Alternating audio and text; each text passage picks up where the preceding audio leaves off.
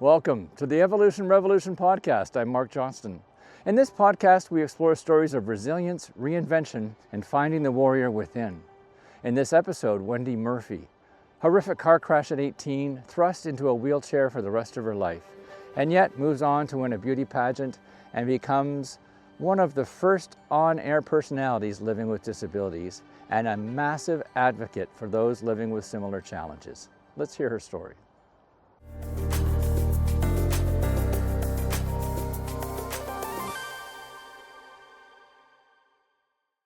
We invite guests that are extraordinary people doing extraordinary things on the planet. And we have one remarkable Wendy Murphy joining us today. Wendy, thank you for being with us. Pleasure to be here, Mark. A delight, to say the least, Wendy, and a great shout out to Phyllis Newman for bringing us together, a good close friend and colleague of both of ours. And Wendy, so many words to describe who Wendy Murphy is in the world. Certainly author, journalist, advocate, model. Many things in your journey have created this, how should we say, a Rubik's Cube of all the wonderful traits and gifts Wendy brings to the world. I'd love to start off with our tradition on the series, as I mentioned, is to start off with a question. At this point in your evolution, Wendy, what is your message to the world? My message, Mark, is reach for the stars with good intentions and the universe will answer. Beautifully said. Beautifully said. And this is something you live by for obvious I reasons. do, absolutely. And I have for many years in terms of all that I've accomplished and what's come back to me. Fantastic. Now, if somebody were to meet you in a coffee shop for the first time and they said, who are you in the world? What words what adjectives would you describe? Probably adjectives that you just used. Grateful, gratitude is number one. Determined. I persevere. I don't know that the list could go on, Mark, and I don't want to boast myself too greatly. It's fair enough. It's always an awkward thing, but I love to hear how people see themselves in the world, because obviously there's several perspectives on any of us in the journey of life. And I know that you've had a very impressive career in the media space, also many other categories that you could check the list of who Wendy Murphy is today and through all your years. And so we start with that obvious question of who are you? What is your message to the world? Reach for the stars with good intention. And I'd like to go back and then find out really in the arc of your own journey, how you got to that message. And if we could go back to little Wendy, when childhood years, tell me a bit about your youth and your childhood. I was born a middle child, very happy family life, very determined and independent, actually, I think, as a middle child.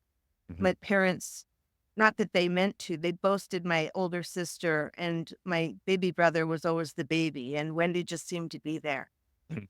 So I found my own interests and my own sort of determined ways in terms of what I would get involved with, but grew up very close to my sister.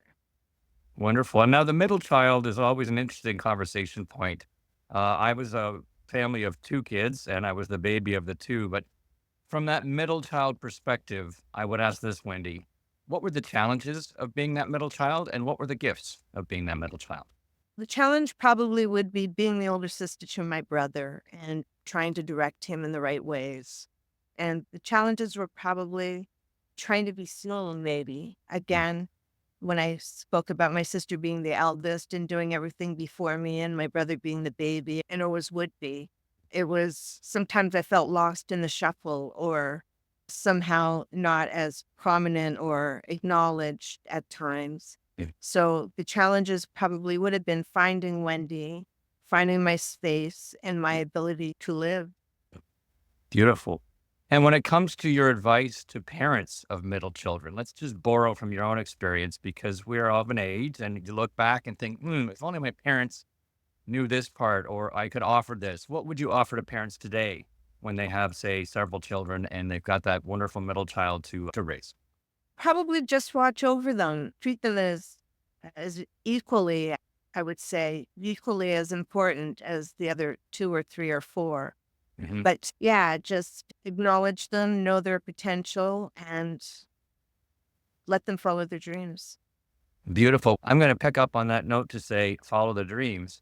When you were that little Wendy, what were your dreams? I'm not sure. At a young age, I was always very active physically. I went into tap, jazz, and ballet. Mm-hmm. My parents put us into everything, Mark, to find our niche. We were in piano, we were in modeling, we were in ice skating, We were in piano.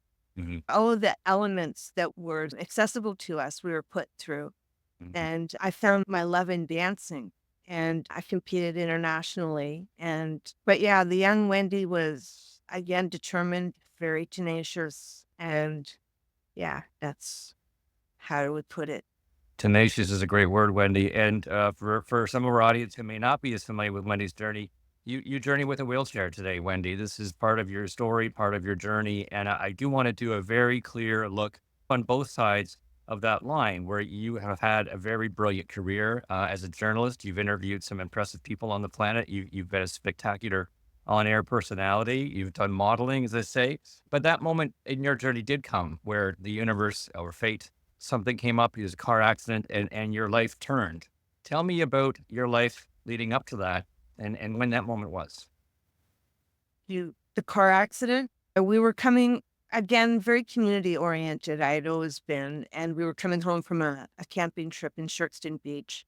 The driver lost control of the vehicle. We were in a van, a panel van, and the back of the van had no seats. We had a mattress in it that we used for the weekend. Mhm. And the driver lost control, and I don't remember anything of the accident, but apparently the van rolled over 3 or 4 times before coming to a full stop.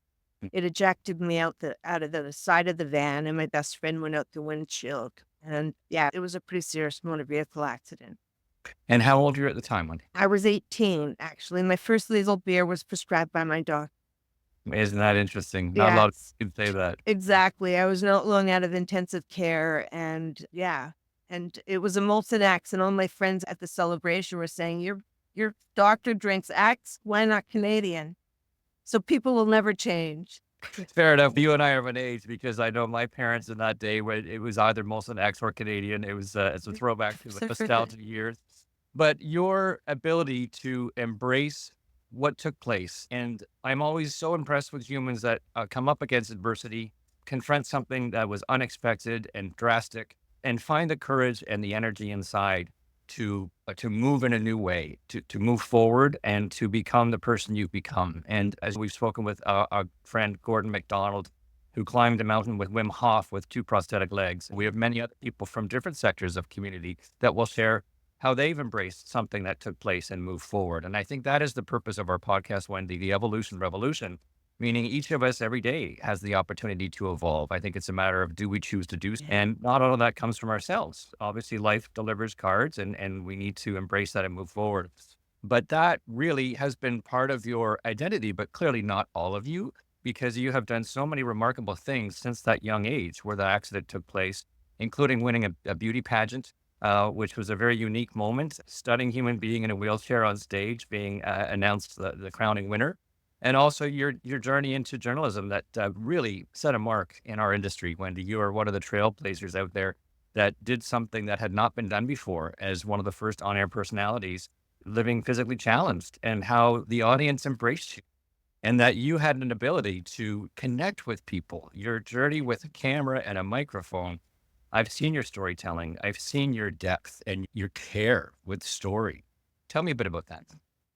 It was I should mention that there were back in the 1984 was when the accident happened, and back in the 1980s, you really didn't see people out in public, Mhm. and it was trying to expose the issue that put me through all of those different sort of genres and all of that. But as far as reporting and doing what I had to do, it was all an event that I took in stride, and doing it all from a wheelchair had its challenges, definitely. But I felt a purpose in my life and I truly moved forward with it. And the job at City TV was wonderful. And I give them credit actually for taking a chance on me Yeah. because the physical disability was definitely something Yeah. I couldn't hide and did come with limitations. Them taking me on was a huge plus and moving forward with things and taking my personality and my love of life to the screen or behind the camera, in front of the camera was really quite incredible. We'd be remiss if we didn't provide a big shout out to Moses Neimer, a trailblazer in his own right, who created, for those who don't know, here in Canada, I would call almost a rebel channel, Wendy, back in the day where we had the big three. And who's this dude over here starting this new venture called City TV? And of Yes. course, the connection with Chum, you've journeyed with people like the great Jeannie Becker. There is such a community as somebody who was at Global watching the energy at City TV. It was different, it was fresh, it was innovative, and you were part of that. I think that's a breathtaking gift to have in a journalist's life. I agree. And I have to mention, I was still modeling and wanting to approach the television industry. I had done some things for CTV Sports and Mhm. YTV, but really cutting my teeth in a productive and very visible television station was what I wanted to do. And I had tapes ready, and Moses Neimer actually called me to meet me. So I was very nervous, but very excited at the same time.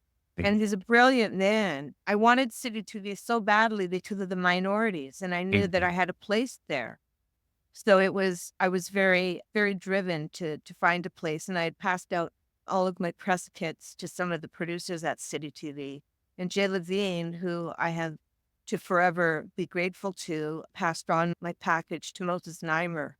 And Moses, we had 3.5 hours together in our meeting.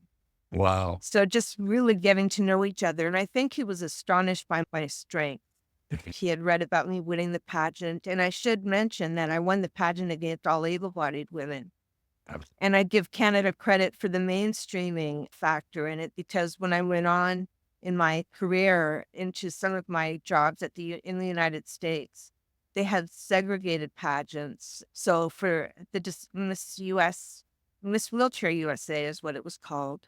Moses was very visionary and very inclusive, and I really wanted that gig. And you got it. When you're the type of human that doesn't quit, I think that you have a goal in mind, and each and every day you put the energy you need to put in, sometimes from who knows where, to get to that objective, and a deep respect for your accomplishments. And a deep respect to Moses and Jay and those that have had a vision to say, this can be better. We can do Yeah, better. And I feel yeah. that in your journey that you've helped open eyes, Wendy. And I've had the great pleasure to sit down with you. We've talked about some projects together, and you just come at those conversations, in my humble opinion, with great respect, compassion, open mindedness, and the fact that we can make a difference. This is what I feel in our conversations. And it's partly why I wanted to have you as a guest on the Evolution Revolution, because there are people in the world that are trailblazers. As I said, you being one of them. I want to go back to a comment you just made to say that the pageant south of the border was called Miss Wheelchair USA. And I wonder, that's an interesting title for a beauty pageant to put the word wheelchair in the title. And what are your thoughts on that as somebody who's been through the community? It truly shows segregation, or which isn't a bad thing, but I think mainstreaming is so important because as we mainstream, we educate. We educate and we show that we're not so different. And that's always been my ploy in terms of all that I did publicly was to show our abilities and not our disabilities. And when I found out about the Miss Wheelchair USA, I was on the Sally Jesse Raphael show, which was filmed in New York because of my successes. And she had on women about their sensuality. So we were all disabled or physically challenged. And there was a girl there that won the Wheelchair USA. And again, I was taken aback in Canada to be applauded because I don't think segregation works. I think, again, we're educating while we're integrating, and it's just so important for society and to have other people open their eyes and their arms to the minorities. And let's hope more people in the world come to that place because it's not always the case. And a deep respect for that experience, Wendy. Um, your advice for others that are going through a journey of adversity, whether that be something physical, not physical. We have so many different traits as human beings. There's mental health, there's physical health, there's spiritual health, there's all sorts of different tracks that we have within us. Do you have a sort of an overarching piece of advice for those facing something that perhaps is very unexpected, whether sudden or not? But Yeah. people do struggle in the world today, especially today. But do you have any nuggets of wisdom for those that are struggling in one or another part of their life? One thing my father truly instilled in me following the car accident was take it one day at a time because I was afraid of what the future held and how I would succeed or how I would continue living. And it was my father's words of advice that said, take it one day at a time. And I pushed that throughout the memoir that I wrote because we don't know what's coming. We don't know the future. Or yesterday is history. So my dad always said, tomorrow's a mystery. Today, yesterday is history. Tomorrow's a mystery. Today is the present, and it's a gift. I love this, Wendy. And if more of us could come at life with that approach, I think we'd be in a better world, Yes, 100%. most And definitely. I'm curious, in the First Nations path, my understanding is those that influence others, especially young people, are called image makers. Yeah. Really, that term applies to you, Wendy. Um, I'm curious who your mentors have been in your journey. I always love when somebody has this public presence in the world, is a known personality. Who mentored you? Actually, Deanie Petty, and we're still friends today. I saw her earlier in the summertime. She invited me over for dinner, but Deanie Petty was a real go-getter. She paved the way for women in broadcasting and extremely confident or too passionate in terms of what she gave to me was insights and the ability to move on in an industry that is callous at times, just using my strength and abilities to, and she knew my purpose. She knew my purpose was to expose the issue of disability. And I'll never forget, actually, it was while I was doing an Easter salesman telephone. She came up to me at CTV and she picked my chair and she said, "What are you doing here, Murph?" And I looked up at her and this is how our mentoring started. So Oh, she had saw oh, me doing my modeling and on a lot of television shows and all of that. But Deanie was very candid and today we're still friends. So I would call her my mentor. beautiful, Wendy. Murph, is that a nickname Yeah. that stuck with you through your journey? Yeah, we were Smurfs. And then they'd sing Smurfy the Mauler. Yeah, so that was my yeah, and Well, The Murphy's Law was also something, and yeah. yes, and that's a wonderful segue, I think, Wendy, to talk about your memoir. Let's talk a little bit about the story you've shared with the world, and I know it's still available out there for folks to find. Tell me a bit about. Certainly, describe the title of the book and why. The title of the book is Wendy Murphy's Law. Whatever can go wrong can be made right, and it really just is a reflection of my life. I was devastated when the accident happened. I should mention my best friend was killed. So the journey, it was delayed to some degree because I had to come to terms with losing her. Yes, But I guess through belief in myself, and I had a wonderful family. I still have those that are still alive. But my family were extremely supportive in anything that I did. So when I came up with these wild ideas, like I want to model in my wheelchair, they said, "You do it, Wendy." Like they were never ever discouraging to me. And so I got an agent and slowly we started the Bay. I have to give the Bay, I have to credit because they were the first to use me as a model. And yeah, it was incredible. And from head to toe, they showed the wheelchair. I was in a wheelie. I'm modeling Levi jeans. So it was an incredible experience. But from there, I had an agent that I found. So the agent then got me an acting job on Street Legal. So I started doing some acting and things evolved. I thought instead of getting small parts here and there, how can I make this a full time sort of effort? yeah. And that's when I went back to school to radio and television at Ryerson. And Great with my, program, by the way. yes, absolutely. There's a lot of us out there. Yeah, absolutely. But then my vision to City TV was really where it went because, and with every good, there's bad. With everyone that, my timing too, I have to say, Mark, was impeccable because the bylaws were coming into existence. So the wheelchair parking, the accessible bathrooms, the bylaws, my timing really was good because in the 80s, we were finally getting a voice from government and all the people that could make a difference for us. So timing was impeccable, if it ever could be, most definitely for me. And yeah, so there were good and bad, just like everything in the modeling industry. The perfect 10, it had its moments because you would meet people or be modeling with women that really didn't see a place for me.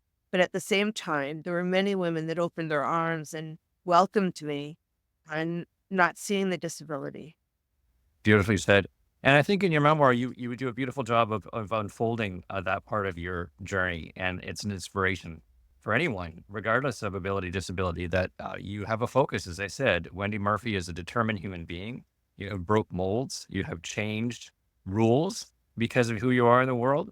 And if we take a moment just to put the concept of wheelchair to the side, what else have you brought into this world, Wendy? Because I know that there's so much more to you than that.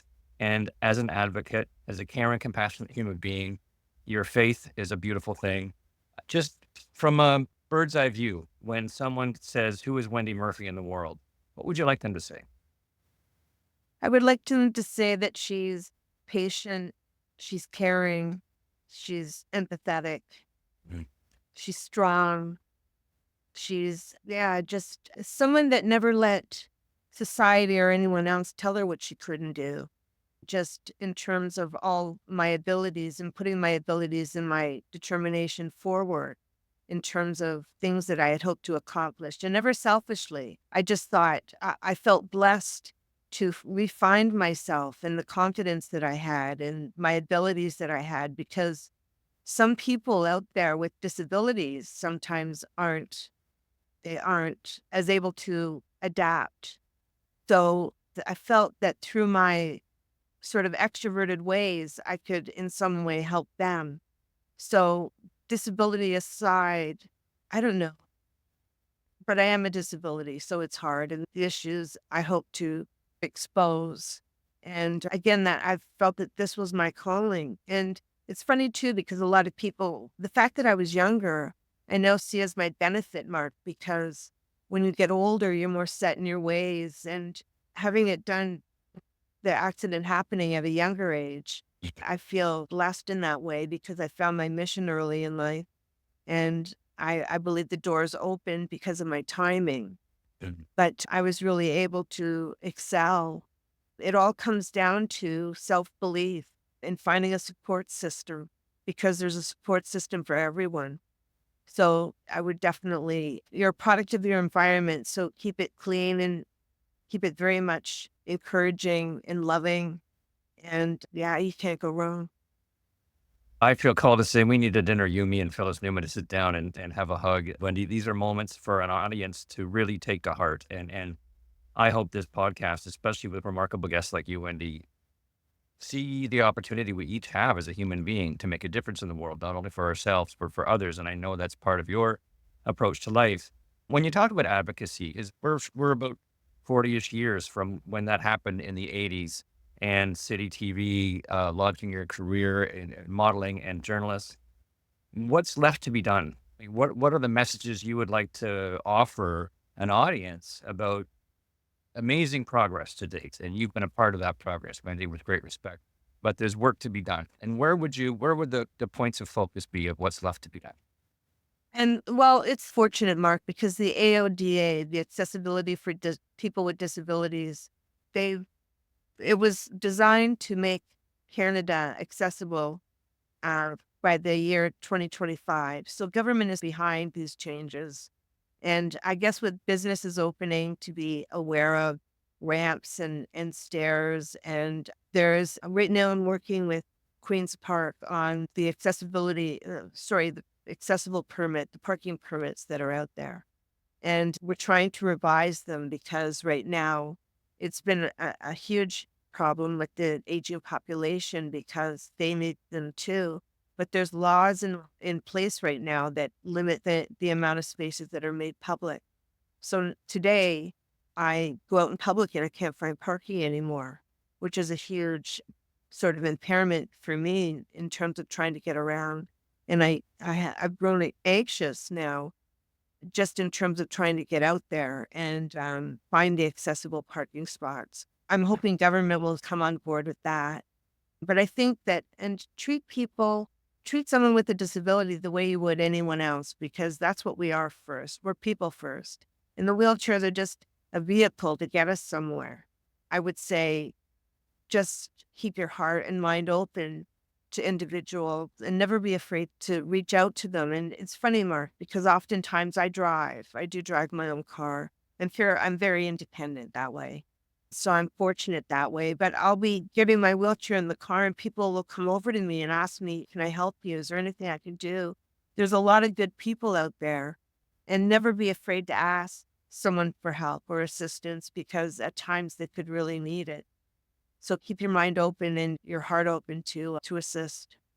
That's wonderful to hear because I know myself included, those moments may come up and you wonder or you worry, am I intruding? Am I making a judgment of this person that they can't do something? So to hear you say, actually keep your heart open and never be afraid to offer help, it's a little emotional when you think it's a reset. It's a recalibration for those of Yeah. us that aren't as familiar. So thank you for sharing that wisdom. I think that when I think on a global scale, Wendy, because I know you've been a part of many initiatives, certainly many conversations to make change. How does Canada compare to the rest of the world? Is there somewhere on planet Earth that you could say, you know what, they're doing it right over there, and we should be doing more of that around the world? Germany and Sweden seem to be ahead of the game, and a lot of my equipment comes from Germany, Mm. just in terms of wheelchairs and all of that. Germany is definitely ahead of us in terms of their acknowledgement and their adaptation for people in wheelchairs, for the disabled community as a whole. I would say are ahead of us, but I'm still very grateful to Canada because we're still ahead of the game in many ways. I travel a lot, so I go to other countries. Like I've been to quite a few, most of them tropical, but I always wonder about people that are living in that country, how they could ever survive being in a wheelchair. Yeah. So we can't knock how far we've come in Canada in the 40 years. It's just through government, it's a slow process, which is that's why I say patience is a virtue. Because yeah, government, there's a lot of red tape and it takes time for things to evolve. But things are evolving slowly and surely. And yeah, again, gratitude being my attitude. I love this. I don't Yes. know if I borrowed that from you, Wendy, but I know I remember saying it. Thank you. Where did I get that line from? Yes, Perhaps it gratitude was is from always you. my attitude. Yes, we have to be grateful.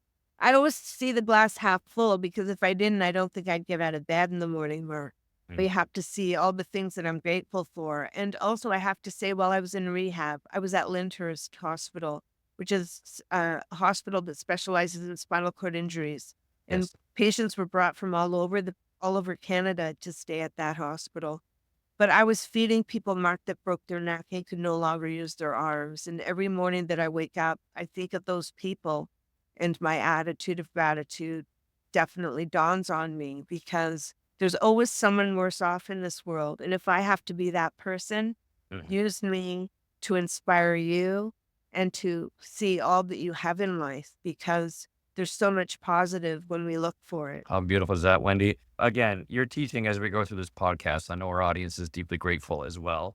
What do you do for fun, Wendy? Like when you're not out there making change in the world, what do you spend your time doing to make yourself feel worthy and having fun? I love to spend time with my family and friends. They're an indelible part of my life. We do movies, we do restaurants. I like to eat out. I hate to cook.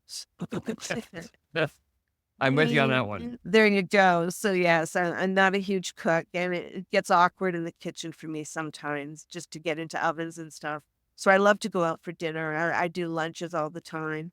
I'm still very close with Bronya's family, who passed in my accident. So yeah, I still visit them quite a bit. And yeah, I'm doing a podcast right now, actually. We're just getting in the midst of it. It'll be the second. This is fun for me. And it's all about health and awareness and all of that for the physically challenged. So anything I can do to help my fellow disabled, I'm very passionate about. So yeah, I'm doing a podcast on menopause right now. I call that fun. I call that fun. Well, you continue to teach and bring light as you move through your journey, Wendy. I know that there are many people out here that are more inspired than off the top of this episode because of what you've been able to share today. And is there one thing that you really feel legacy is something that we all consider a potential for ourselves? What would you say your legacy is in the world? I've prepared for a legacy. My legacy in the world is probably to stay optimistic. My legacy is in the world is to say anything that can be done, anything that you want to do can be done. But I hope I have an educational bursary that I've set up Mm. that I hope will help others.